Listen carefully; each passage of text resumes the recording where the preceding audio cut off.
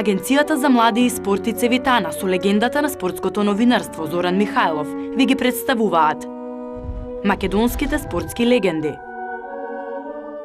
Една од највпечатливите личности во карате спортот во нашата држава секако е Бошко Заборски. Своевремено тој беше надпреварувач, активно се појавуваше на татамите и постигнуваше добри резултати.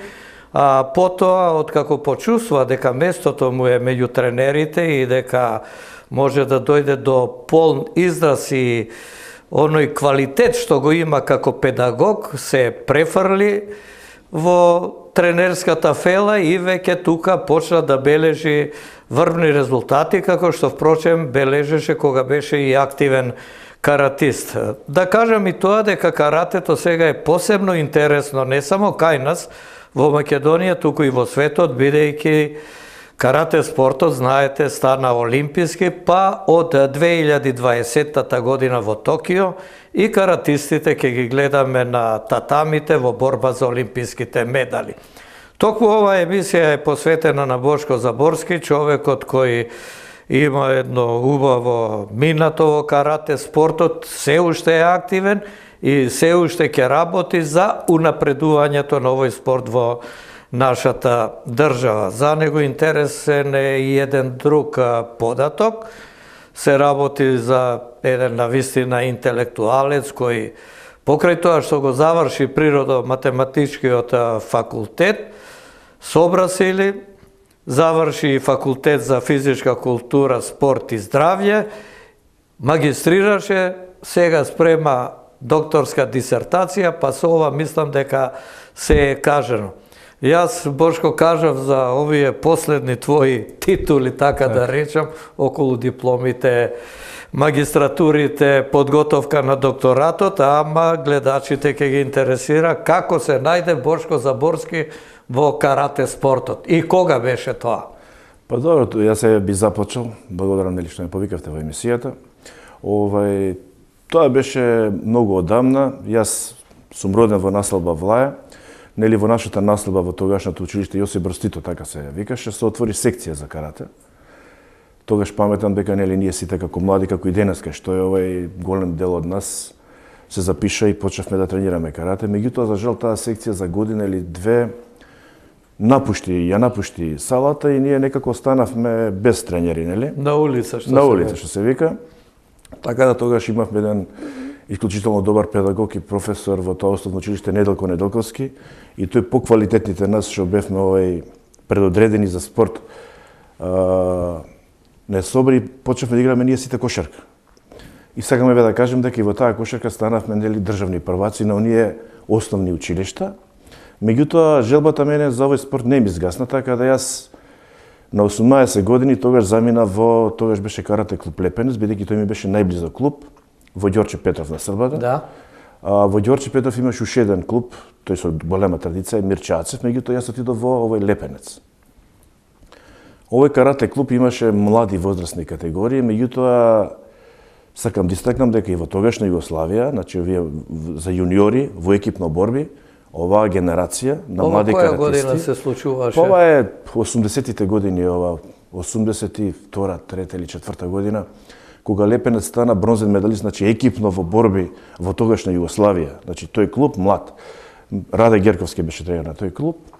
Меѓутоа некако ние како надпреварувачи или ја како највозрасен во таа генерација, некако за 2 години тогаш паметам Чедомир Саздовски беше тренер на карате клубот Кисела вода и стана некоја фузија, односно Кисела вода и Вардар се споива тогаш, за да Македонија има квалитетна екипа која ќе не представува на југословенското карате. Да се концентрира квалитетот на едно место, за да има и екипни резултати. Тогаш екипните настапи беа со посебна величина, така да се представуваше и моќта на каратето у републиките. Значи, вие требаше да имате квалитетни екипи за да се представите во тогашното југословенско карате, од каде што покасно нели тие земаа ресурси за поединечните категории, односно поединците полесно ќе се наметнеа на селекторите кои што нели беа различни селектори од различни републики. Тогаш заминав јас во карате клубот Вардар, каде што настапувавме во таа прва југословенска лига. Имавме добри настапи, нели тогаш со Босна со будучност, со овие сите екипи што беа од таа лига. Меѓутоа, и таа работа некако не траеше баш долго. Тогаш Вардар после година или две испадна од таа лига, меѓутоа имаше квалитетни екипи во тогашното македонско карате, кои што имаше и прва Б карате лига, како што беа Металург, карате клуб од Штип, карате клуб Вардар, карате клуб Значи имаше услови да се организира така лига надпревар, да се добие шампион така, да. И да бидат каратистите ангажирани во текот на целата година. Точно Ако така. сакаш некое име да кажеш од тој Вардар тогаш, Па тогаш беа исклучително еминентни имиња, например Маријан Добревски, Димче Савевски, Стефче Јакимовски, активен градоначалник, Ацо Јовановски, значи Ѓуро Турковиќ. Беа тоа исклучителни добро каратисти кои што стварно добро ја представува Република Македонија. И сега што се случи во оној поединечен дел, Чедомир Сазовски тогаш ја формира таа Вадерју репрезентација на Југославија заедно со Марко Ницовиќ од Београд, заедно со Бранко Радовановиќ тогаш, и тие успеава од нас, од млади каратисти, почеа да не водат нови европски Вадерју надпревари низ цела Европа. Паметам дека првиот надпревар беше во Гетеборг, кај што ние настапивме. Таму имавме солиден настап и на тоа прво надпреварање ја бев петопласиран. Имав 3 победи, знам, загубив за финале, па загубив и за бронзениот медал. Меѓутоа, веќе следната година во Амстердам на следното европско првенство, станав европски вице-шампион. Наредната година, паметам, отпатувавме за Нинберг, таму станавме екипно, станавме европски вице-шампиони на Вадиру, каде што со Германија, паметам, бевме во финалето. Така да се створи една исклучително добра генерација, која па покасно стана носители на македонското карате и од осамостојувањето кога стана 91 година, значи, од овој карате клуб Лепенец, кој што го споменав, значи јас, Горан Миовски, Гоце Атанасовски, сите потекнуваме ние од тој клуб. Долго години, значи, ние бевме главна водечка сила.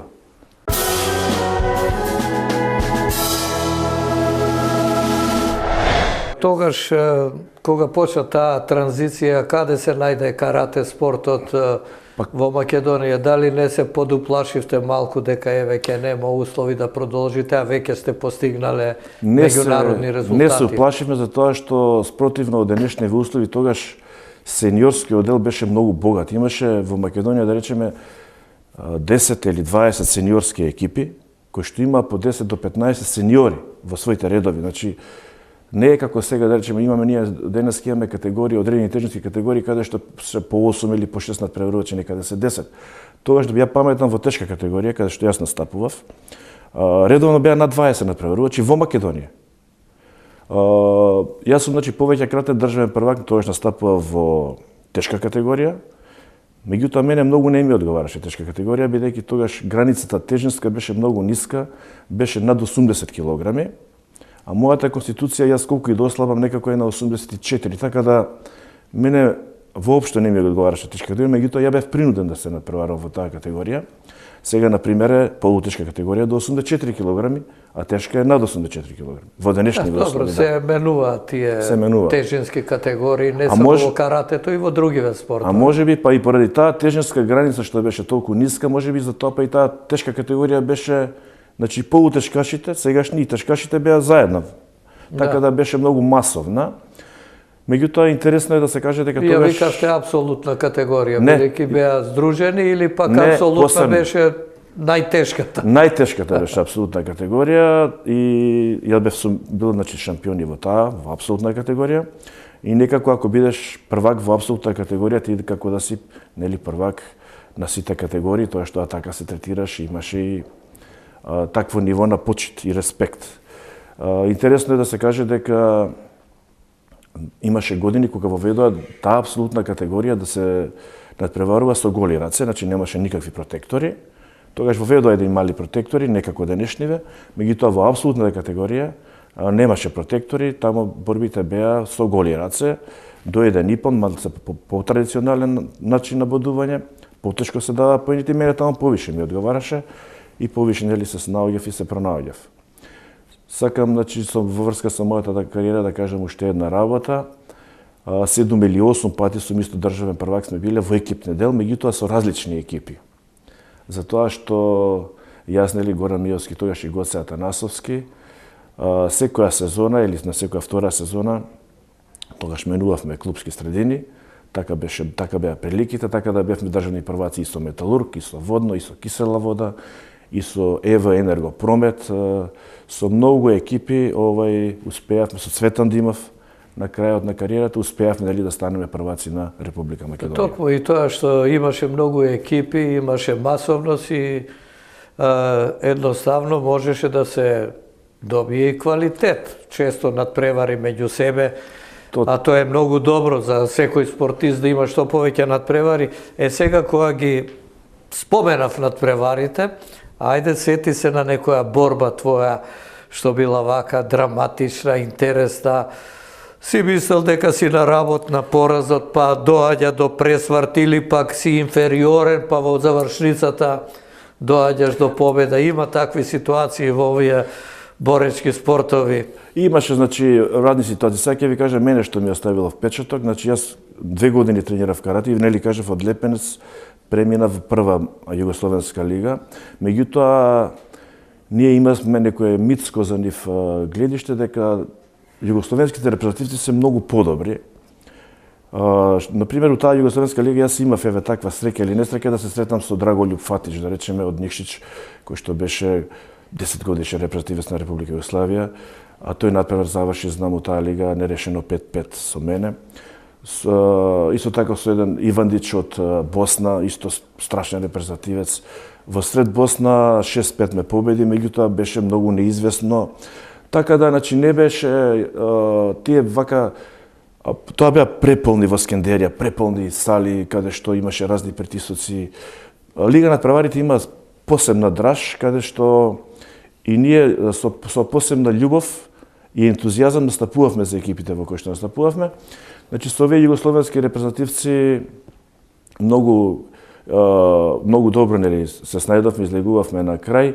Меѓутоа, мене што ми остава уште посебен впечаток, кога 92 година, кога отпатувавме за прв пат Македонија, која стана независна, ние отпатувавме и како прв спорт тогаш на светското првенство во Гранада во Шпанија. Тогаш настапивме и на тој надпревар ние за прв пат видовме татами, што се татами. Меѓутоа, тогаш у прво коло бевме екипно со Чешко-Словачка, загубивме 3-2, меѓутоа Чешко-Словачка стана 6-та на тоа светско првенство. Значи, ние сме имали извонредно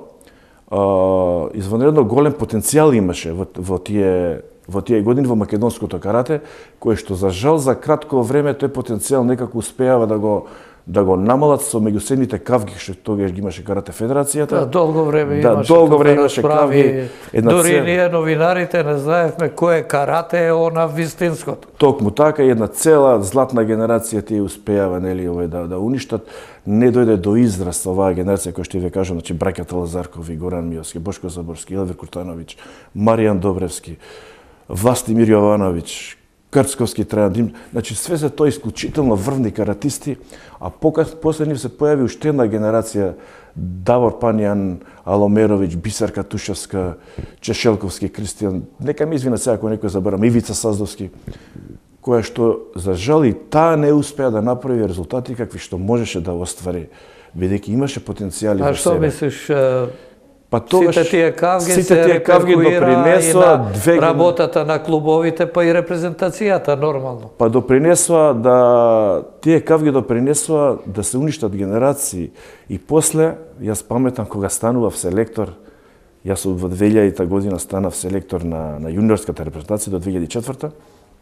Меѓутоа 2004 имаше реизбор, сакам да го кажем во овој момент, и мене моите соработници Мирче Јанушевски, тренер на карате клуб Металург, и овие ми е поблизо, ги вика: Бошко, зашто аплицираш у сениорската репрезентација? Вика, таму нема резултати, не можеме да направиме резултат. Вика, Мирче, мене баш тоа ми е предизвик, јас сакам да почнеме, значи ние да правиме резултати со сениорите. Во 2004 Практично ти како тренер кога почна? Еве спомна сега јуниорска репрезентација. Јас сум тренер на 30 години, значи станав тренер. Значи негде 94-та, 5-та година. 94-та, 5-та, значи јас сум 22 години, имам тренерска кариера. Да. Мак Петрол клубот кој еве денеска е вистински карате бренд во Македонија е формиран кон крајот на минатиот Па век. некако случајно Не постоеше таму во Не постоеше, 80-тите години, туку на крајот од 90-тите. Да. И како дојде до тоа? Еве, тоа е една убава и успешна спортска приказка.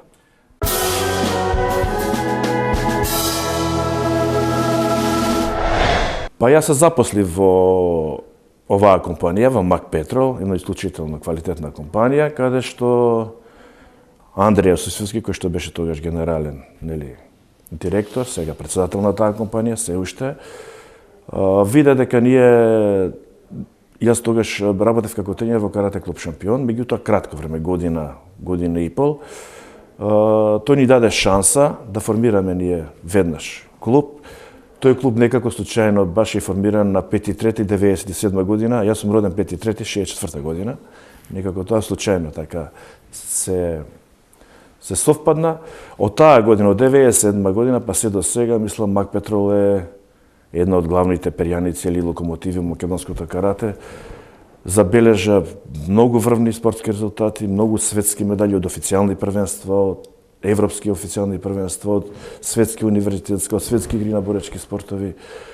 Значи, подоста ќе ги наредиме Да. и тие резултати на Мак Петрол, а сега со твојата кариера еве селектор на младинската репрезентација на Македонија, па како изгледаше еве тој период кога застана на чело на националниот млад тим?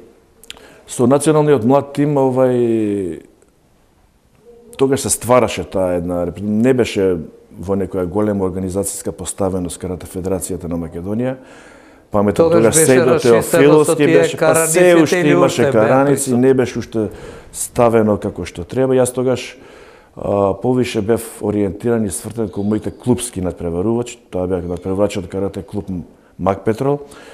Тоа беше една исклучителна генерација на квалитетни надпреварувачи кои постигнува добри резултати на балканските првенства. Меѓутоа почеа и да се наметнуваат и јас како селектор, можам да се пофалам дека почнав и донесов медали тама 2001 година од Атина, од светско првенство во Атина. Тогаш Горан Митровски од карате клуб Мак Кај беше Петрол. тоа светско? Во Атина беше, во Грција. И Сашко Арсовски, исто така, значи тие станаа светски медалисти, бронзени. Меѓутоа, убаво е да се каже дека Македонија и во тој период, и пред тој период, во овие млади возрастни категории секогаш освојуваше медали. Значи, можеше да нема на година две медалја, меѓутоа секогаш некој талент млад ќе се истакнеше. Битно е дека равноправно се носеа со равноправно своите се носеа, врсници да. од цел свет. Меѓутоа, ние она што е впечатливо и што сакам јас да оставам како... Значи, ние до 2007 немавме сениорска медалја од Европско официјално првенство и од Светско првенство. Со македонски надпреварач. Значи, немавме, не постоеше таа медалја. И паметам тогаш во Естонија во 2007 година. Ги имавме само оние извини медали пред распадот како само учесници на нашите репрезентативци, еве Куртовиќ, Опеловски, Огненовски.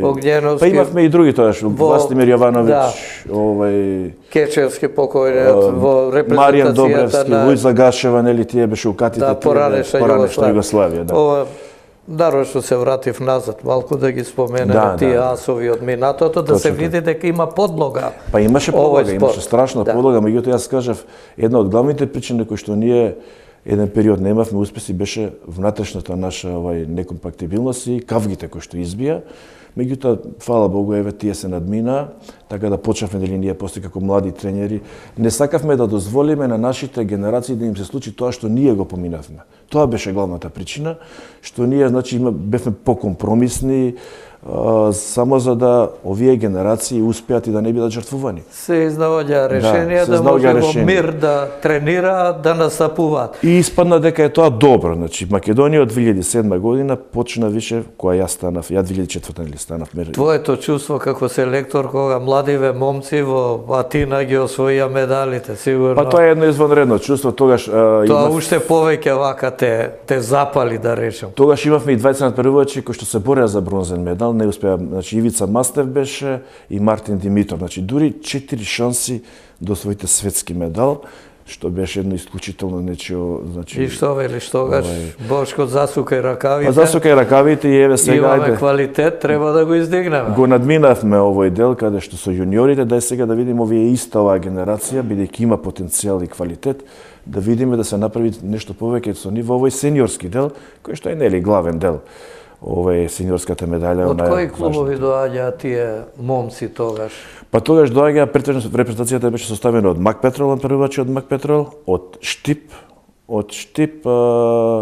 и од Тетово, тој беше Ивица. Прилеп немаше тогаш или Прилеп немаше, тогаш така беше концептот и мислам дека беше и Металург од Скопје имаше свој надпреварувачи во таа селекција. ме интересира Металург пред Мак Петрол? Металург има Или 47 години постојање, како Металург Значи, е многу стар. Металург е еден од најстарите. Јас и како надпреварувач сум настапувал за карате клуб Металург, сме биле државни прваци со таа екипа. Сме настапували у прва југословенска лига со таа екипа, значи јас имам и настапувано како надпреварувач за карате клуб Металург. Тој е клуб со голема традиција, мислам дека е еден од најстарите македонски клубови. Сега Металург исто така е силен. Се води силен, борба, точно Мак така. Петрол, Металург. Па да, наши најголеми Штипјани се ривали тука се и они. така. Добро е да има конкуренција и фер и спортска борба.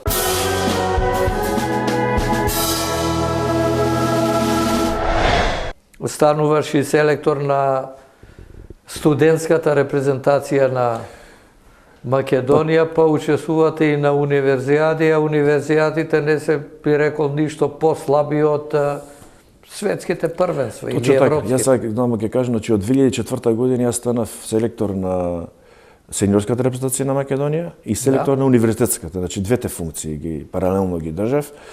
И можеби тоа беше и добро така што истите ресурси беа, истиот потенцијал, сите, значи сакам да потенцирам дека во карате спортот 90% или повише се интелектуалци. Значи сите наши спортисти се високо образовани личности, па дори се и постдипломци, магистри, доктори на науки.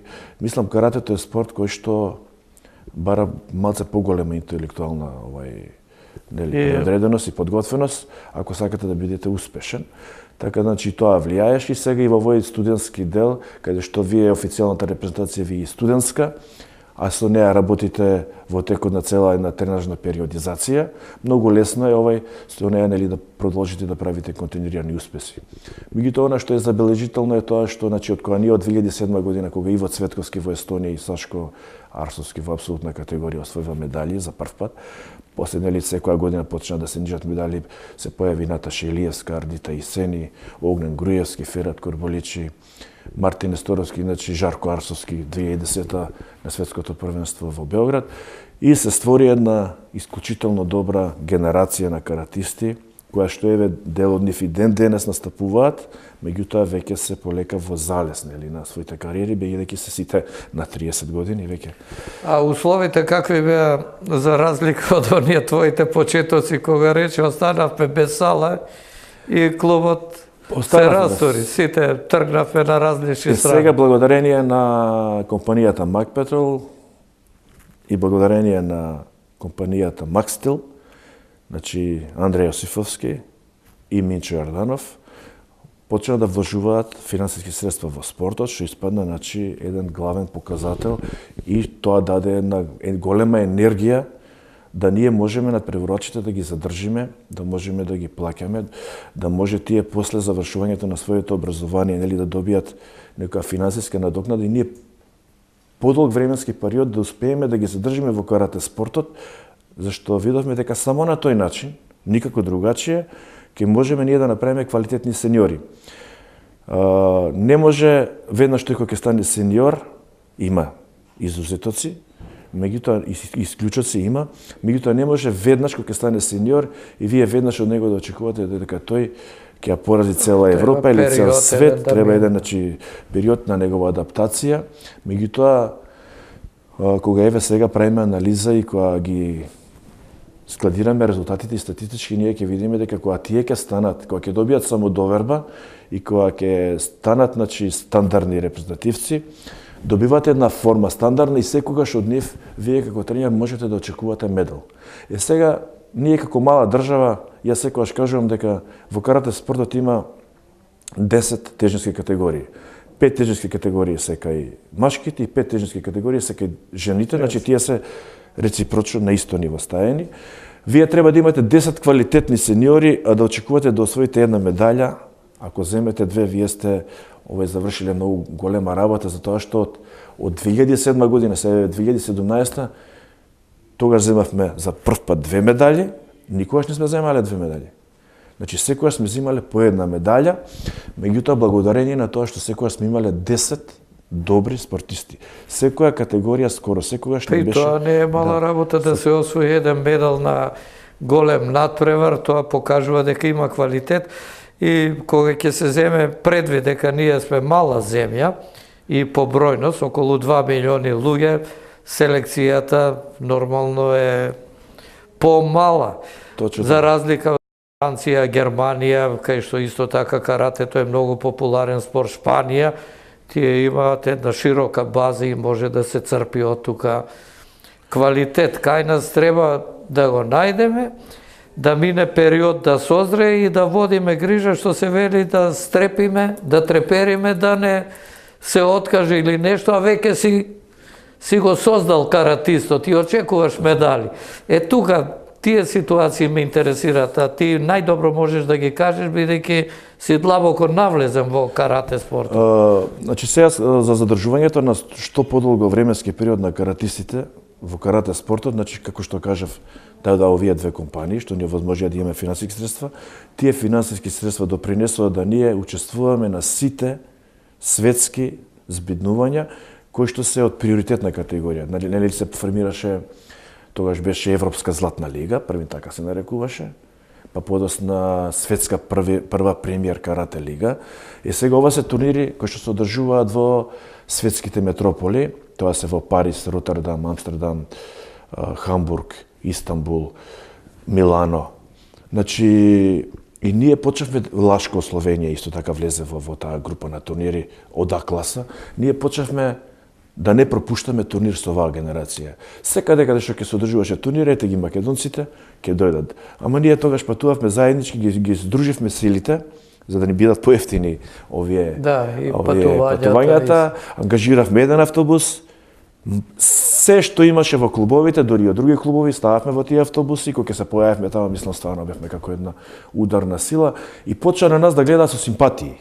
Цела Европа почна да гледа на нас како со симпатии, така бевме симпатично облечени во црвени тенјерки под един надпис нели Македонија, иако имавме страшни проблеми со тогашниот генерален секретар кој што беше Грк Нери Олимпос, кој што многу не негираше, меѓутоа никогаш не попуштивме, не подклекнавме, створивме една симпатија кај судиите, кај сите, почна да не поддржуваат и нашите спортисти така почна да растат, значи не дозволивме да тие си заминат после своето завршување на своето високо образование, него успеавме да ги задржиме напротив. Па до денес кога тие више еве такмичат има надпреварувачи од таа генерација, што наполнија 30, 31, 32, 33 години, се уште се во македонската сениорска репрезентација. Светската лига е голема работа, таа и мотив за каратистите. Колку години откако се одржува?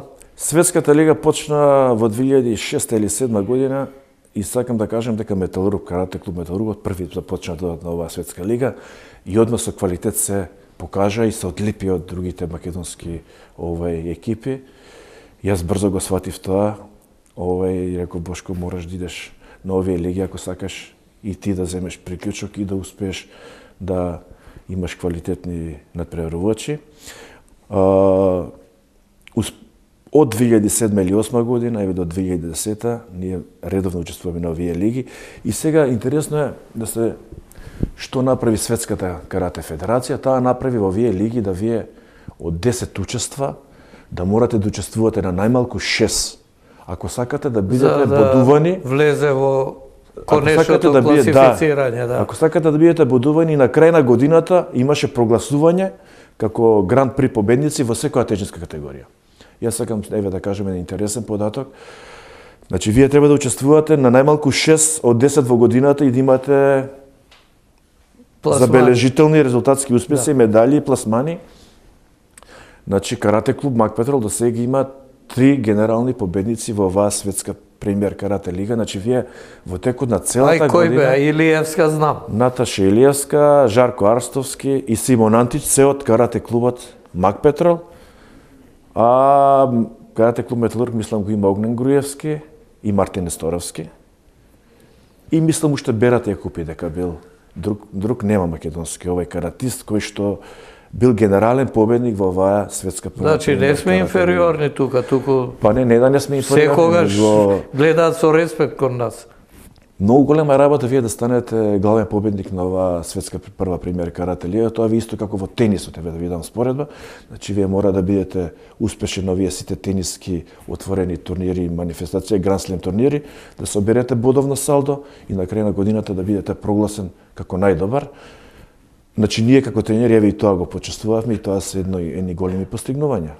А на еден таков гран при, да го наречам надпревар, во светска лига колку надпреварувачи учествуваат, затоа што на европски светски многу ги има. Па на еве сега јас ќе кажам како податок. Значи на Париз. И дали има